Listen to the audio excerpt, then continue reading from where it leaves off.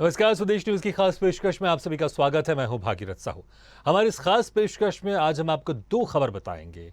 एक खबर बताएंगे कांकेर से और दूसरी खबर बताएंगे आपको देपालपुर से।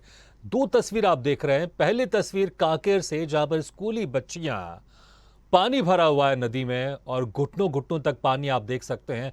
पानी से गुजरकर इनको स्कूल जाना पड़ता है पढ़ाई करने के लिए।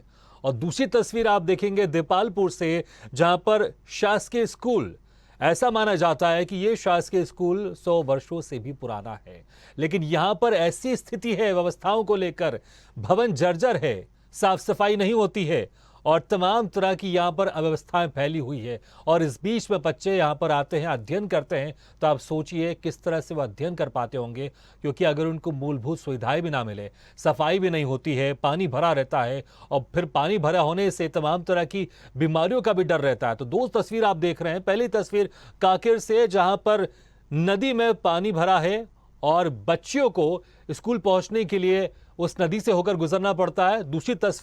दूसरी खबर देपालपुर से, जहां पर स्कूल तो है, बच्चे वहां पहुंच तो पा रहे हैं, लेकिन स्कूल की जो स्थिति है वो बदहाल स्थिति है।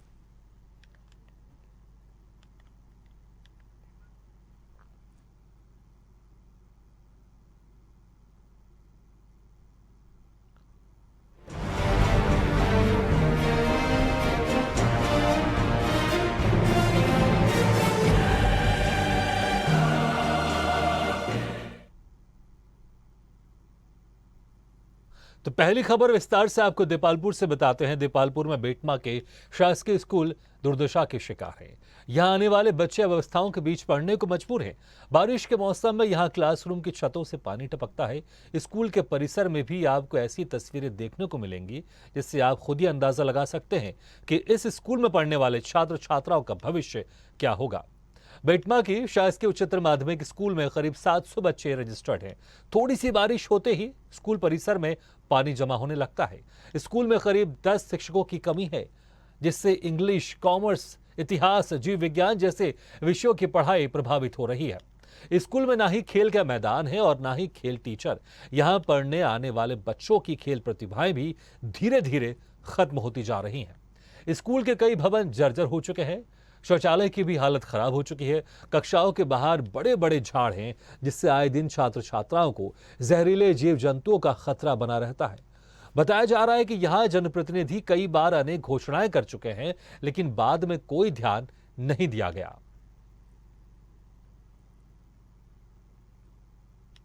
सर कीचड़ बहुत हो रही है सर, गाड़ी घोड़े लाने में प्रॉब्लम हो रही है सर। हमारे स्कूल का शौचालय भी बहुत ख़राब हो रहा है सर। गार्डन में भी समस्या है सर, गार्डन में कीचड़ बहुत हो रहा है और क्लासेस भी ठीक ठाक नहीं है सर। क्लासेस रोज़ साफ़ नहीं होती है सर। एक चद्दर अद्दर सब निकाल दिए गए हैं यहाँ पे। और सर टीचर भी ठीक नहीं है सर। यहाँ स्कूल जर्जर हो रहा है और ये ग्राउंड में कीचड़ है और शौचालय भी बहुत ख़राब है। यहाँ हमारे को ग्राउंड में कीचड़ है, यहाँ इसके कारण हम गांव से आने में तकलीफ़ होती है। स्कूल के अंदर यहाँ खेल कूद नहीं हो पाती, वो प्रार्थना के लिए यहाँ ग्राउंड में आ नहीं पाते। बेटमा जो हायर सेकेंडरी स्कूल है, इस स्कूल में मैं भी पढ़ा हूँ और इसमें पहले बिल्डिंग जो थी टीन शेड की थे और उसमें अच्छी स्थिति में थी, प्रयोगशाला भी थी साइंस की, पर धीरे धीरे वो जर्जर हो करके गिरने लग गई। 100 वर्ष पूर्व से संचालित है। यहाँ बालक विद्यालय 6 से 12 तक विद्यार्थी, करीब 600 विद्यार्थी यहाँ अध्ययनरत है। विद्यालय की जो मूलभूत समस्या है, सर्वप्रथम तो यहाँ ग्राउंड की व्यवस्था नहीं है। ग्राउंड व्यवस्था इसलिए नहीं है कि पहले यहाँ जो क्रिकेट ग्राउंड था वहाँ पर कन्या हायर सेकेंडरी स्कूल खुल गया, जिससे ये ग्राउंड सीमित हो गया है। और इस ग्राउंड में पूर्व सालों में तो यह स्थितियाँ थी कि यहाँ पूरा तालाब, बारिश के दिनों में पूरा तालाब बन जाता था। यहाँ पूरा रोड का पानी और इधर का पूरा इंदौर रोड का पानी पूरा इस ग्राउंड के अंदर भरा जाता था, जिससे पूरा तालाब बन जाता था। किंतु प्राचार्य बड़ी तकलीफ हो रही है और एक अध्यापन का भी थोड़ा सा वातावरण नहीं बन पा रहा है, क्योंकि हमारे यहाँ ये जो बाहर से पानी आता है खेतों का और ये सारा, तो नगर पंचायत ने इसकी व्यवस्था थोड़ी की थी, लेकिन वो बराबर सही से नहीं चल पाने के कारण ये पानी सारा विद्यालय के ग्राउंड में चला जाता है, जिससे कीचड़ हो जाता है और आने जाने की बच्चों को बड़ी तकलीफ होती है। मार्फत मुझे कल ही पता चला है और आज मैंने नगर परिषद के अंदर अधिकारियों को बता भी दिया है कि जितनी जल्दी हो सके वहाँ पे जहाँ स्कूल ग्राउंड के अंदर जहाँ पानी भरा रहा है उसको जल्दी से जल्दी कैसे भी करके उसकी व्यवस्था की जाए, वहाँ से ख़त्म करे जाए, क्योंकि छोटे छोटे जो बच्चे पढ़ते हैं उनके लिए वो गलत है वो। और जहाँ तक बिल्डिंग और वॉशरूम का सवाल है, उसके लिए जो भी मद आएगी शासन की तरफ से उसको जल्दी से जल्दी वहाँ लगाने की, बिल्डिंग बनाने की पूरी कोशिश की जाएगी। आज पता चला है कि स्कूल की हालत जर्जर है, वहाँ पानी भरा रहा है। मैं भी वहाँ जाकर देखता हूँ और विधायक जी के माध्यम से और विधायक जी को भी वहाँ ले जाकर निरीक्षण करवाऊँगा और वहाँ जो भी परेशानी समस्याएं हैं, जो स्टाफ नहीं है, विधायक जी के माध्यम से जितना काम होगा हम करवाएंगे। तो बच्चे बदहाल व्यवस्था के बीच अपनी पढ़ाई कर रहे हैं। सीधे रुख करते हैं दीपालपुर का, जहां पर हमारे संवाददाता राहुल देवड़ा मौजूद हैं और राहुल देवड़ा के साथ वहां पर स्कूल के प्रिंसिपल और टीचर्स भी मौजूद हैं। राहुल, जिस तरह से स्थिति हम देख रहे हैं और ऐसा भी कहा जा रहा है कि जो स्कूल है, शासकीय स्कूल है, ये 100 साल पुराना है, लेकिन फिर भी यहाँ पर जो व्यवस्था होनी चाहिए वो व्यवस्था उस तरह से नहीं है। भवन जर्जर है, पानी भरा रहता है, जिसकी वजह से बीमारी होने का भी खतरा रहता है, चाहे वो डेंगू हो, चाहे वो मलेरिया हो। आपके साथ वहां पर क्या टीचर और प्रिंसिपल भी मौजूद हैं? अगर मौजूद है तो हम चाहेंगे उनसे बातचीत कीजिए कि समस्या कब से है और इस समस्या का समाधान क्यों नहीं हो पा रहा है।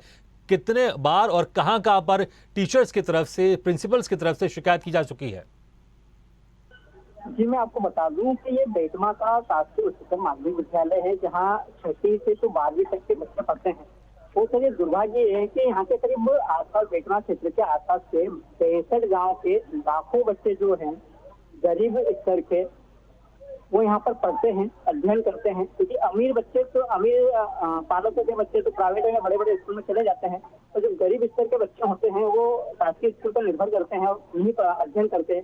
वो इस स्कूल से ना जाने कितने जो बच्चे हैं वो बड़ी बड़ी पोस्टों पे या कोई अधिकारी बने, शिक्षक बना, पुलिस बने, या और भी कई इंजीनियर जैसे अधिकारी बने, नेता बने, पर 2 साल के बाद भी इस स्कूल की हालत दयनीय है। कहते हैं कि आगे बढ़ते हुए विकास होना चाहिए, पर स्कूल का विकास घटता जा रहा है। यहाँ पर जो बच्चों के अध्ययन करने के कक्षे है वो पूरे जर्जर होते जा रहे हैं। स्कूल के पास ना ही खेल का मैदान है, ना ही खेल के शिक्षक, ना ही दूसरे भी करीब 8 से 10 शिक्षकों की यहाँ पर कमी है। स्कूल परिसर के जो मैदान है उसमें पानी, बरसात का गंदा पानी भर जाता है, जमा हो जाता है, जिससे यहाँ के छोटे छोटे नन्हे मुन्ने बच्चों को भी कई बीमारियां होने का डर लगा रहता है।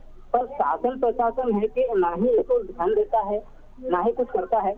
यहाँ पर हमारे साथ में आपके स्कूल के प्रिंसिपल पीके शर्मा जी, प्रफुल्ल कुमार शर्मा जी मौजूद हैं। हम इनसे जानेंगे अभी तक ये दुर्दशा स्कूल की क्यों है, आखिर अधिकारी, शिक्षा विभाग के आला अधिकारी, क्योंकि अगर देखा जाए तो जो शिक्षा मंत्री है या देश के मुख्यमंत्री है वो सीएम राज स्कूल की बात करते हैं, शासकीय स्कूलों को प्राइवेट स्कूल से बेहतर होने के दावे करते हैं, तो शिक्षा को सुधारने की बात करते हैं, पर ये वादे कहीं ना कहीं कागजों पे या भाषणों में सुनने को अच्छे लगते हैं, पर जो हकीकत है, ग्राउंड रिपोर्ट होती है वो इस टाइप की होती है। और इनसे पीके शर्मा जी से हम बात करेंगे कि अभी तक इन्होंने इस चीज की कितने से शिकायत की है, कितने दिन तक इन्होंने यहाँ पे घोषणा की है, पर आखिर इस तक का सोल्यूशन क्यों नहीं हुआ।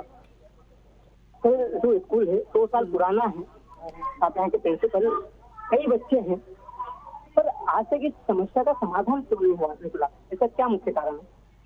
एक तो क्या है कि जो मेन सड़क है वो शाला से बहुत ऊंची है और वास्तव में जल का निकास प्रॉपर नहीं होने के कारण बरसात का जो पानी आता है वो ग्राउंड में भर जाता है, तो बहुत कीचड़ हो जाता है। हमने बहुत प्रयास किए और स्वयं के स्तर पर भी यहाँ पे मुरम के भी 8-10 ट्रक लगाए, लेकिन उसमें कोई इसका सही समाधान नहीं हो पाया, क्योंकि जल निकास की प्रॉब्लम सबसे बड़ी है। इस बार अभी बार बार हमने नगर परिषद से भी कहा था और उन्हें भी लिख के दिया था इस बारे में कि इसमें थोड़ा सा ध्यान दिया जाए। तो अभी जो नए सीएमओ साहब आए थे तो उन्होंने नाला वगैरह खुदवाया, थोड़ी व्यवस्था अभी ठीक करी थी, लेकिन तो भी थोड़ा बहुत अभी उसके अंदर कमी रह गई है। तो इस वजह से ये जो पानी है ये और जगह का बाहर का भी, बरसात का भी पानी ये यहाँ पर आ जाता है। दूसरी बात ये है कि हमारे यहाँ भी जो, क्योंकि ये बिल्डिंग बहुत पुरानी है, 100 वर्ष से ज्यादा पुराना स्कूल है, और अभी जो विद्यालय के कुछ कक्ष ऐसे हैं कि जो जर्जर अवस्था में, टॉयलेट भी देखा जाए तो थोड़ा बहुत पुराना है, उसको भी रिपेयर कराते हैं, साफ सफाई कराते हैं, तो लेकिन वो इतना नहीं हो पाता कि यहाँ पर एक नई टॉयलेट की जरूरत है। विधायक जी से भी और हम लोगों ने रिक्वेस्ट की थी, दोनों पहले वाले भी और अभी वाले भी, वो आए भी थे देखने। राहुल हम चाहेंगे आप प्रिंसिपल से ये भी जरूर पूछें कि स्कूल का भी कुछ फंड रहता है जो सरकार की तरफ से दिया जाता होगा, कि जो कुछ समस्याएं स्कूल में है, चाहे साफ सफाई की व्यवस्था है या कुछ रिपेयरिंग का काम हो, वो किया जा सके। क्या स्कूल के पास वो फंड नहीं है जिसकी वजह से ये सब काम करा सकते हैं? और अगर फंड आता है तो कितना आता है, और अगर नहीं आ रहा है तो कब से नहीं आ रहा है? अब मैं चाहूंगा आप उनसे ही पूछें जरूर। तो जी शासन द्वारा स्कूल को जो फंड दिया जाता है साफ सफाई या रिपेयर करने के लिए, उससे ये कार्य नहीं हो पा रहे। और अगर फंड नहीं आ रहे तो कब से नहीं आ रहा और कितना फंड आता है? इसके लिए RMO से भी 75,000 रुपये हमको मिलता है 1 साल का। उसके अंदर हमारे पास बिजली का भी है और ये हमें उसका भी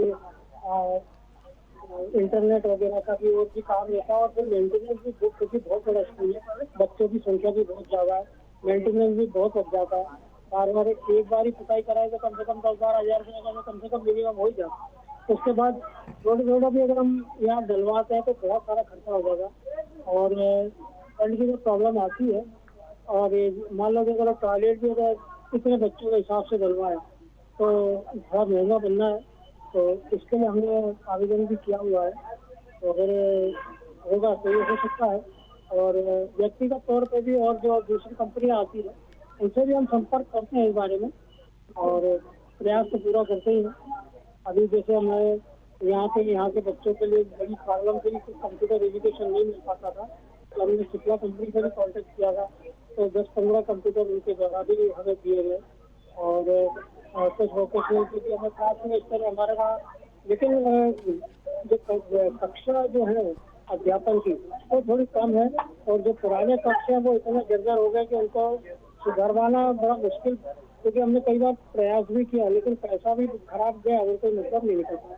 अगर नए कमरे अगर इनकी जगह बन जाए 4-5 कमरे तो बच्चों को बहुत सुविधा हो जाएगी।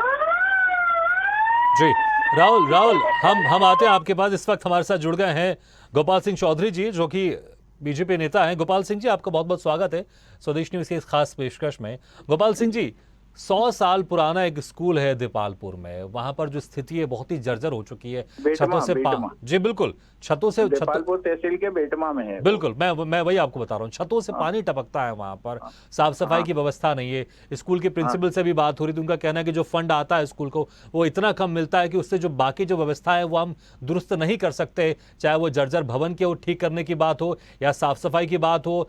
ग्राउंड में पानी भर जाता है। सरकार अभी आप ही की है, बीजेपी की सरकार है, तो क्या कुछ प्रयास किए जा रहे हैं? क्योंकि इतना पुराना स्कूल है लेकिन समस्या यहाँ पर बनी हुई है।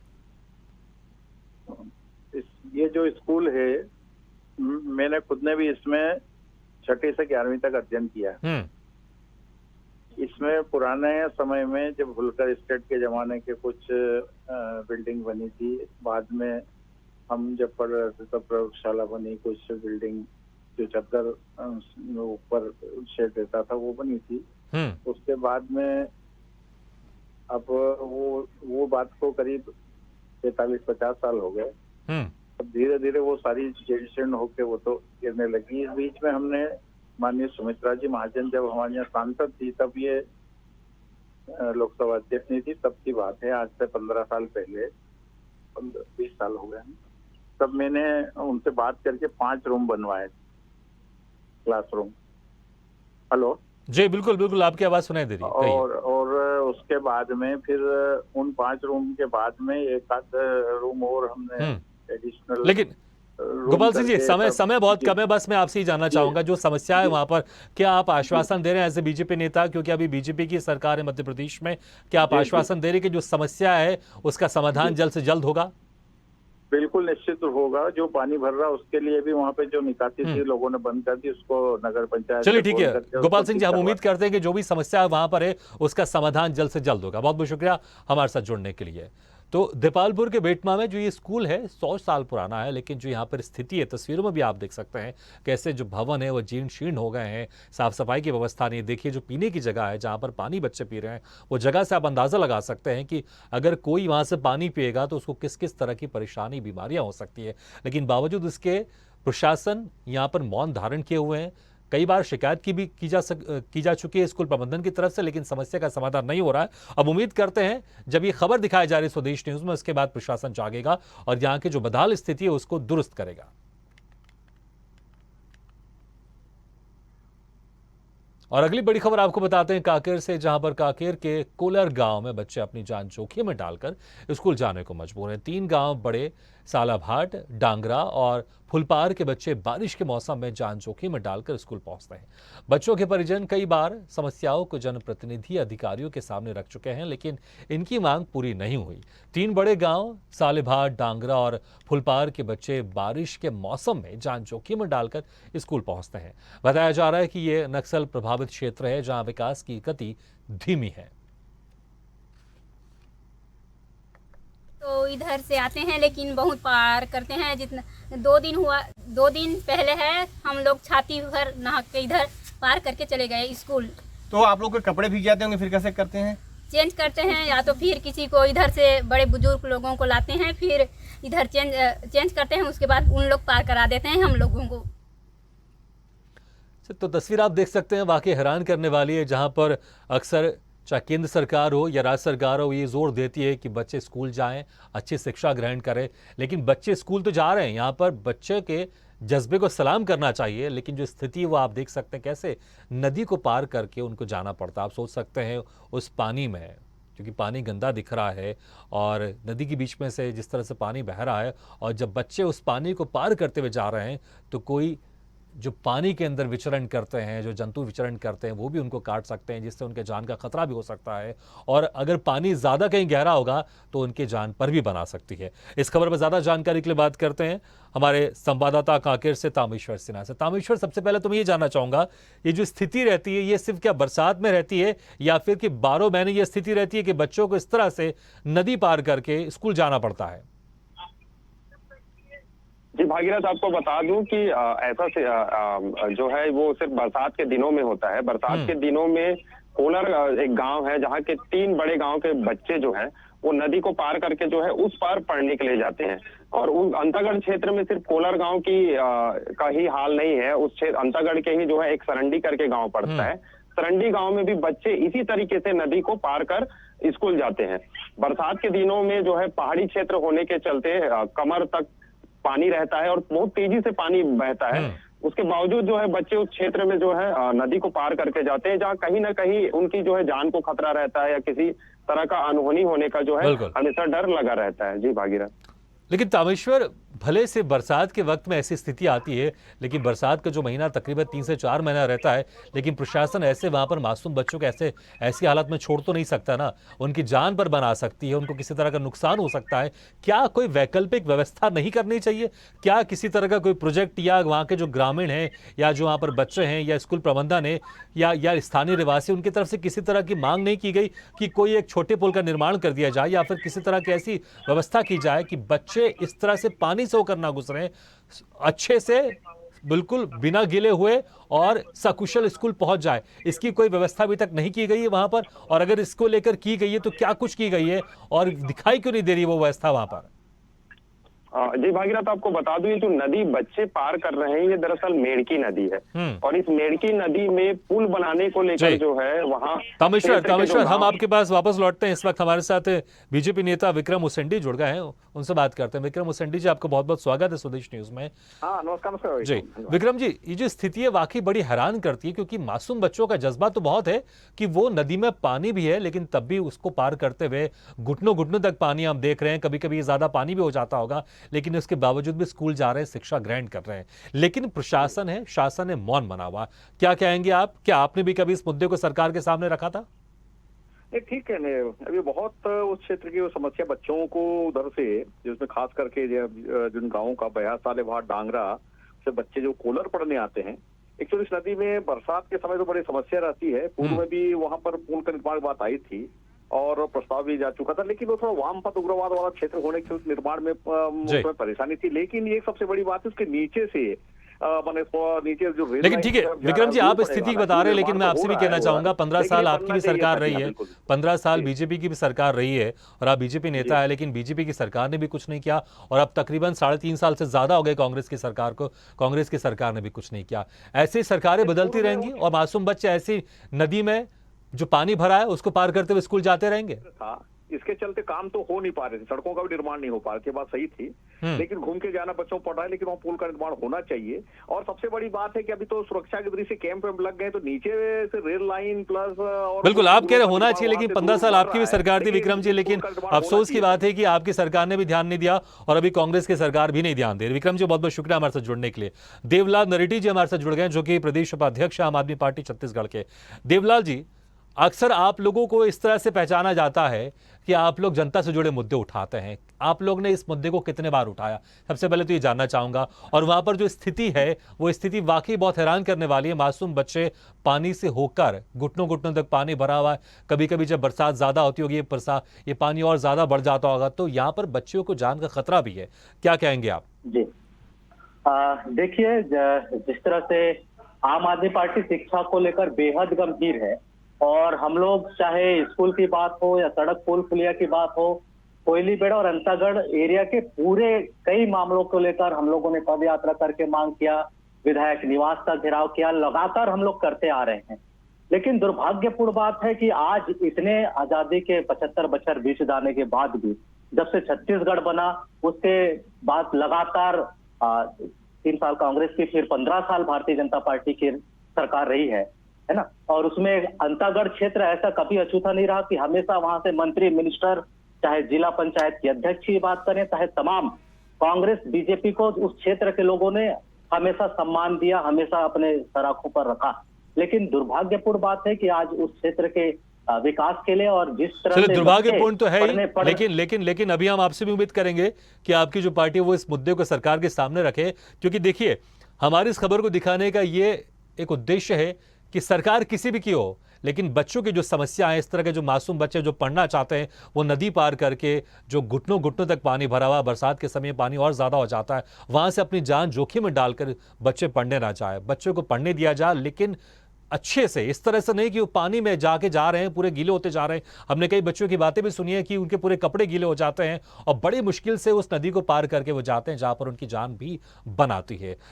देवलाल जी बहुत बहुत शुक्रिया इस तमाम जानकारी के लिए, हमारे साथ जुड़ने के लिए। और तामेश्वर आपका भी बहुत बहुत शुक्रिया हमारे साथ जुड़ने के लिए। तो समस्याएं तो है, पानी में शिक्षा है और अंधेरे में भविष्य है, लेकिन यहां पर सरकार को ध्यान देना चाहिए, क्योंकि सरकार अक्सर कोशिश करती है कि बच्चे पढ़ने जाएं और कई तरह के अभियान भी चलाते हैं, लेकिन अगर इस तरह की स्थिति होगी जहां पर नदी को पार करते हुए बच्चे को स्कूल जाना पड़ेगा, तो बच्चे किस तरह से अपनी शिक्षा पूरी करेंगे अपनी जान जोखिम में डालकर। तो सरकार को, प्रशासन को इस ओर ध्यान जरूर देना चाहिए। इसी के साथ हमारे इस खास पेशकश में फिलहाल इतने हैं, लेकिन खबरों का सिलसिला लगातार जारी। आप देखते रहिए स्वदेश न्यूज, सबसे पहले देश।